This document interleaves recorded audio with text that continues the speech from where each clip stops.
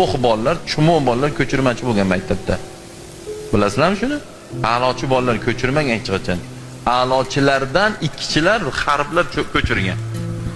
Noto'g'ri bo'lsa ayting. To'ppa to'g'ri.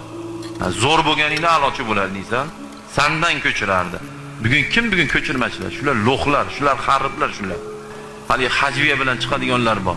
O'zimizni milliy liboslarni ermay qilyapti. O'sha rolda eng bo'shashgan lattavosh bolaga do'ppini qiyshiq qilib kiyizib, to'n kiyizib chiqaryapti. Nima to'n kiygan, do'pp kiygan lo'q ekanmi? Optimiga kelsin, men oldimga shustriylar haqida gaplashamiz.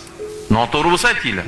Qo'lidan ish kelmaydigan qishloq odamni o obrazini ko'rsatish uchun nima qiladi? Bitta ayolga uzun, keng pul topish, uy-joy faqat shu. O'zi asli uy-joy qurish, pul topish, buni ibodatligini, biz erkaklarning zimmamizda vojib ekanligini hammamiz juda ham yaxshi bilamiz. Bu haqida juda ko'p ma'lumot berganmiz. Bu joyda aytilayotgani, o'ta darajada boy bo'laman deb turib dunyoga sho'ng'ib ketish, natijada Xudoning ibodatlarini unutib qo'yish. Yana qalbimizni qorayishiga sabablardan bittasi juda ko'p orzu havasga berilish. Gapirayotgan mandan boshlab eshitayotgan hammamizdagi eng chalingan